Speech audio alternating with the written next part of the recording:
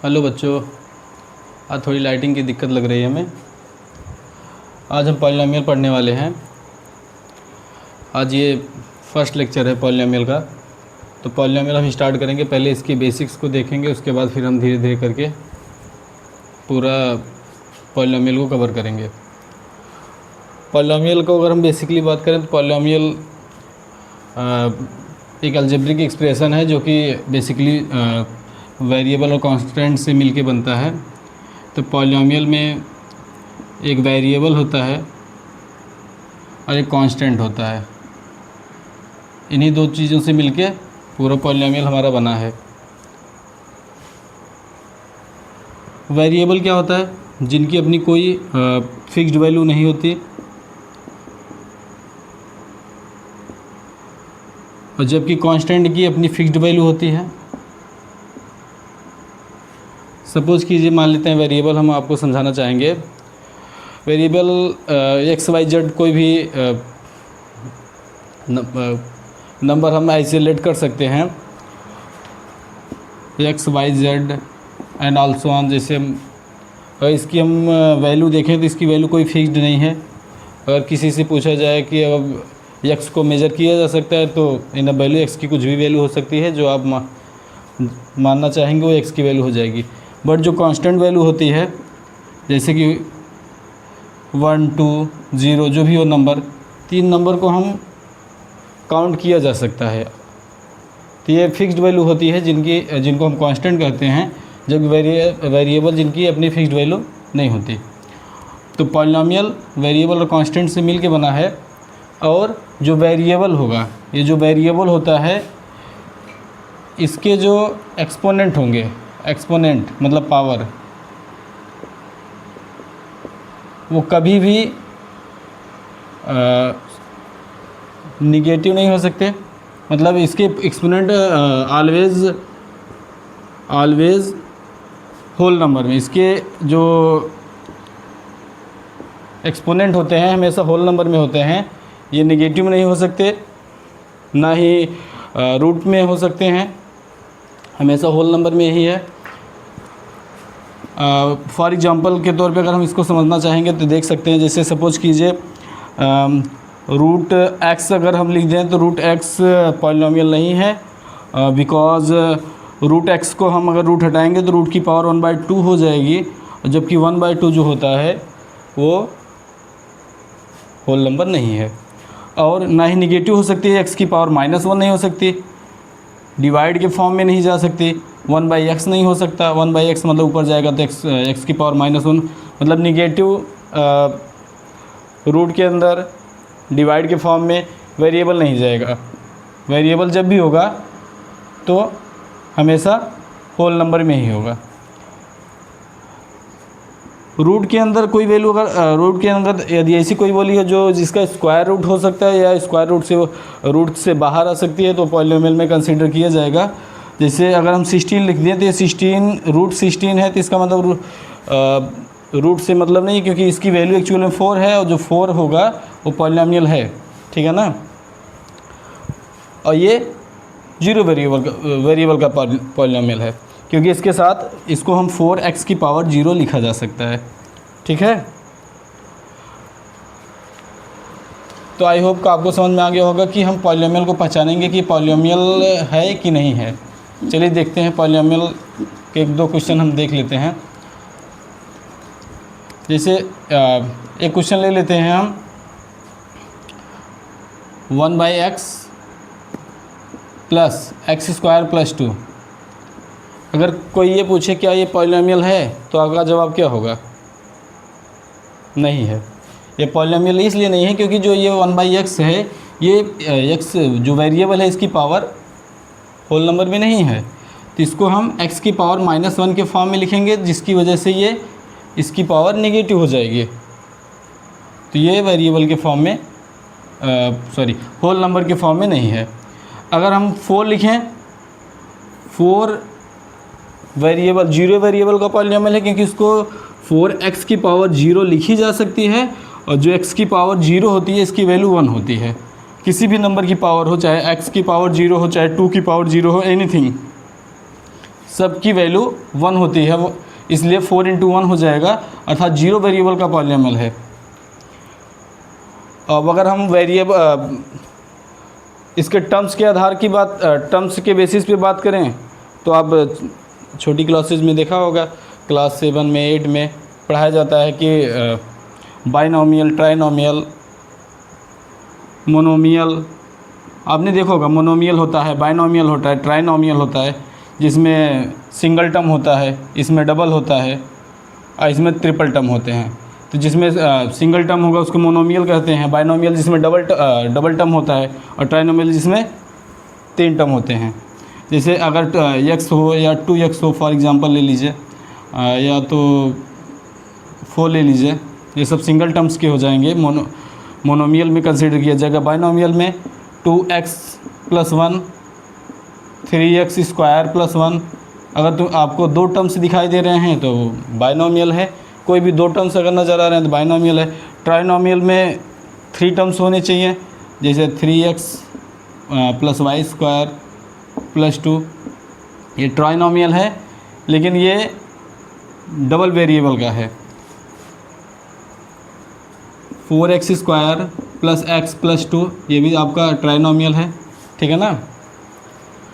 उसके बाद ये तो हो गया हमारा टर्म्स के बेसिस पे,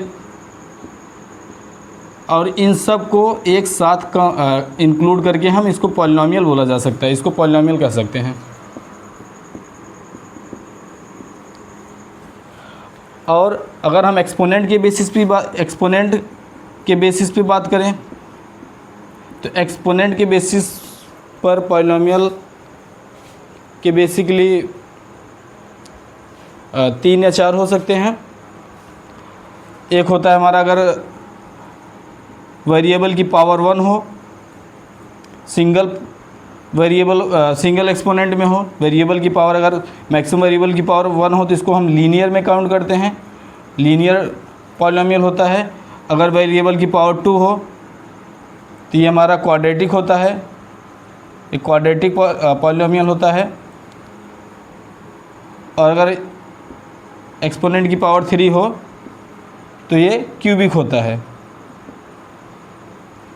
ये 3 होते हैं बेसिकली, जो हम क्लास 10th में पढ़ेंगे, इसके ऊपर हम नहीं जाएंगे। तो एक्सपोनेंट के बेसिस पे 3 होते हैं, जिसमें लीनियर में वेरिएबल की पावर 1 होनी चाहिए। अगर हम x + y लिख दें तो ये हमारा डबल टर्म्स में है, इसको हम बाइनोमियल भी कह सकते हैं और इसको लीनियर भी कहा जा सकता है, क्योंकि इसमें एक्सपोनेंट की पावर 1 है।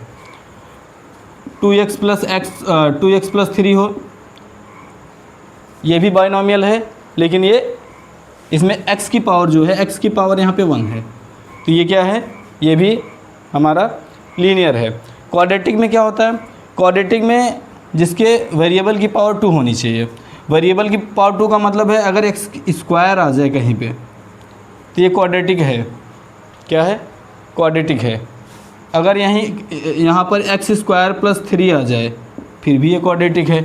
अगर x² + x + 2 आ जाए तो फिर भी क्वाड्रेटिक है, क्योंकि इसकी मैक्सिमम पावर जो है वो 2 है।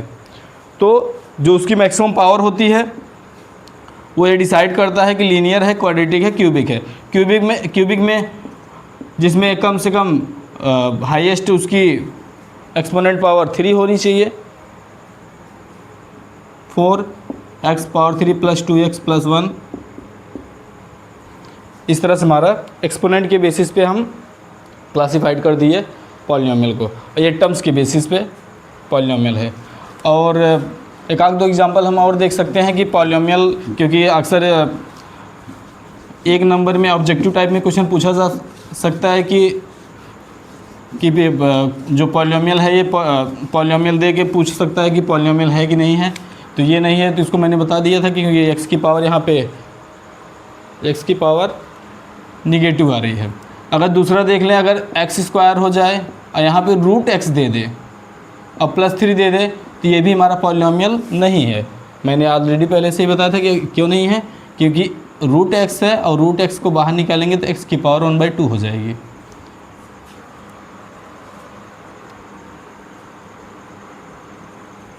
अब आते हैं इक्वेशन के ऊपर।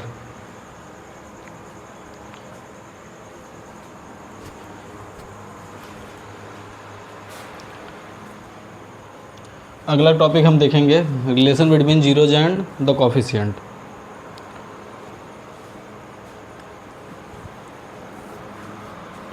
सपोज इसका स्टैंडर्ड फॉर्म हम लिखना चाहें तो इसका standard form a x square plus b x plus c, ये हमारा क्वाड्रेटिक का स्टैंडर्ड फॉर्म है, क्वाड्रेटिक पॉलिनोमियल का। यहीं से हम इसका रिलेशन निकालेंगे जीरोज और कोफिशिएंट के बिटवीन में। क्यूबिक टॉपिक से हटा हुआ है, फिर भी हम पढ़ा देंगे क्यूबिक का, फ़िलहाल क्वाड्रेटिक का है आपके सिलेबस में। अगर हम इसका लेट कर लें कि अगर इसका जो जीरोज हैं अल्फ़ा एंड बीटा हैं, अगर मान लेते हैं कि इसका जीरोज अल्फ़ा और बीटा है, तो सम ऑफ जीरोज की बात करेंगे तो यहाँ पे एक रिलेशन निकल के आएगा सम ऑफ जीरोज का। सम ऑफ जीरोज निकल के आएगा alpha plus beta equal to minus b by a. Minus b by a का मतलब है यहाँ पर माइनस एक्स का कोफिशिएंट ऑफ एक्स,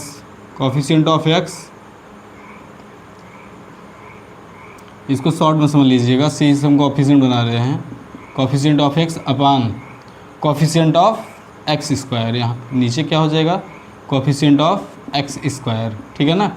ये कोफिशिएंट है हमारा, तो एक्स का कोफिशिएंट और एक्स स्क्वायर का कोफिशिएंट हम यहाँ पे रखते हैं। तो यहाँ पे देखेंगे एक्स का कोफिशिएंट क्या है, एक्स का कोफिशिएंट बी है, तो यहाँ पे हमने बी रखा है। और एक्स स्क्वायर का कोफिशिएंट क्या है, तो एक्स स्क्वायर का कोफिशिएंट ए है, तो यहाँ पे हमने ए रखा है।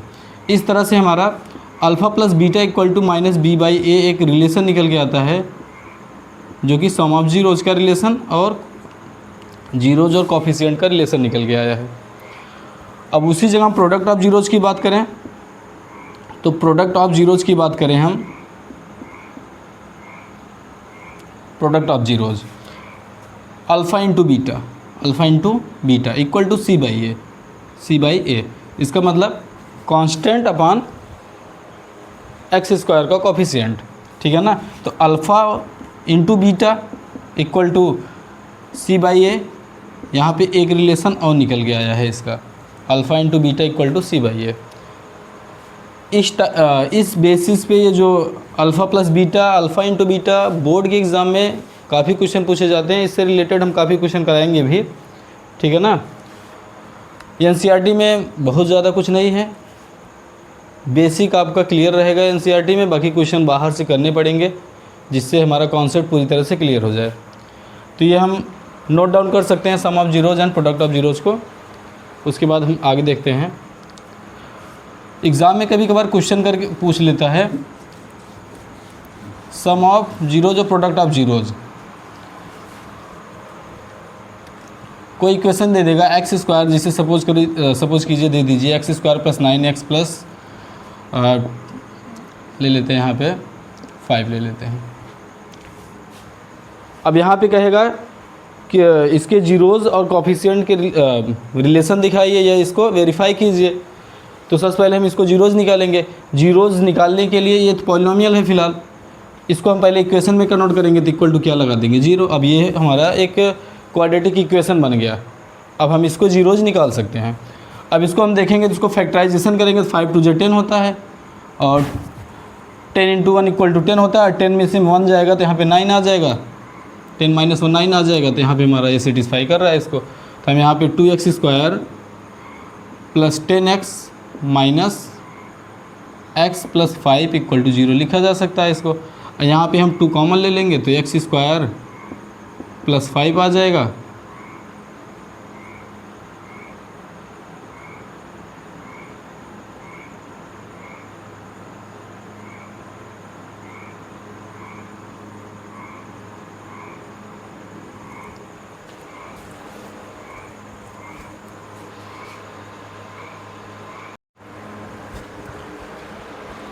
चलिए क्वेश्चन के क्वेश्चन लेके हम इसको इक्वेशन लेके समझते हैं। 2x square plus 9x plus 4 ले लेते हैं, इसको हम इक्वेशन में कन्वर्ट कर लेते हैं इक्वल टू 0 लगा के। तो यहाँ 4 2 जा 8, 8 + 1 इक्वल या 9 आ जाएगा। हम यहाँ पे फैक्टर इसका कर लेंगे स्प्लिट के फॉर्म में, स्प्लिट करके सॉल्व करेंगे इसको। तो 8x + x + 4 = 0। यहाँ से 2x कॉमन हो जाएगा तो x + 8 आ जाएगा, +1 कॉमन ले लेंगे तो यहाँ पे x + 4 आ जाएगा, 1 कॉमन लेंगे x + 4 आ जाएगा = 0। तो यहाँ से आ जाएगा 2x + 1 आ गया एक ब्रैकेट में, दूसरे ब्रैकेट में x + 4 आ गया। क्लियर। अब यहाँ से जीरोज़ फाइंड कर लेंगे तो 2x + 1 = 0 आ जाएगा, 2x = आ जाएगा -1, x = -1/2 आ जाएगा। तो यहाँ से एक जीरोज़ आ गया, हम सेकंड जीरोज़ निकाल लेंगे। सेकंड जीरोज़ निकालने के लिए यहाँ पे सॉल्व कर लेंगे इसको, तो एक सेकंड जीरोज़ आ जाएगा। अब किसी एक को भी हम अल्फ़ा बीटा ले सकते हैं, तो अल्फ़ा लेट कर लेते हैं, अल्फ़ा -1/2 आया और बीटा हमारा आ गया -4। ठीक है ना, क्लियर है। अब इसको हम वेरीफाई करेंगे, ध्यान दीजिएगा, वेरीफाई करने वाले हैं। तो अल्फ़ा और बीटा में पता चल गया। तो हमें सम ऑफ जीरोज़ हमने पता था कि अल्फ़ा + बीटा = क्या होता है। अभी जस्ट इसके पिछले टॉपिक में हमने देखा था, रिलेशन जहाँ पे मैंने दिखाया था। तो अल्फ़ा + बीटा = -b/a होता है। तो अल्फ़ा और बीटा हमारा यहाँ पे निकाल लिए हैं इसको सॉल्व करके। तो -1/2 + -4 = -b/a, -b हमारा क्या है यहाँ पे -9 है, -9 आ जाएगा। यहाँ पे 9 है तो हमने यहाँ पर रख दिया, तो 9/2 आ गया। अब इसको सॉल्व करेंगे, 2 4 जा 8 होता है, तो -1 - 8/2 = -9/2 और -9/2 = -9/2। ये हमारा RHS = LHS आ गया, जिसकी वजह से ये वेरीफाइड हो गया। हम प्रोडक्ट ऑफ जीरो से भी वेरीफाइड कर लेंगे अल्फ़ा × बीटा करके। Alpha × beta = c/a। c की वैल्यू दिया है यहाँ पे 4 दिया है, तो यहाँ पे 4 रख देंगे। a की वैल्यू दिया है यहाँ पे 2, तो यहाँ पे 2 रख देंगे = अल्फ़ा × बीटा। अल्फ़ा की वैल्यू दिया है -1/2 दिया है, इंटू कर देंगे -4। क्लियर है। 2 2 जा 4 यहाँ पे करेंगे, यहाँ पे कट करेंगे, 2 2 जा 4 -1 × -2 आ जाएगा 2 = कितना आ गया, 2 आ गया। यहाँ भी हमारा LHS = RHS हो गया, यहाँ भी हमारा वेरीफाइड हो गया। इस तरह से हमारा इक्वेशन वेरीफाइड हो गया। इसका मतलब जो रिलेशन दिया गया है सम ऑफ जीरोज़ का और प्रोडक्ट ऑफ जीरोज़ का, दोनों रिलेशन सही हैं। अब इसी से रिलेटेड एक क्वेश्चन और आता है कि जीरोज़ और सम दे देता है, इक्वेशन फॉर्म करने के लिए कहता है कि इसका इक्वेशन बनाओ। जीरोज़ दे देगा या तो सम ऑफ जीरोज़ या प्रोडक्ट ऑफ जीरोज़ दे देगा। एक क्वेश्चन ले लेते हैं, देख लीजिए। जैसे मान लीजिए लेट कर लेते हैं, पहले इक्वेशन का अगर जीरोज़ देगा तो इक्वेशन कैसे बनाएंगे, तो उसको देख लीजिए इक्वेशन फॉर्म कैसे करते हैं। तो उसके लिए हम एक फार्मूला लिखते हैं, x² - alpha + beta × x + alpha beta. ये हमारा इक्वेशन है पॉलिनोमियल बनाने के लिए। ठीक है ना।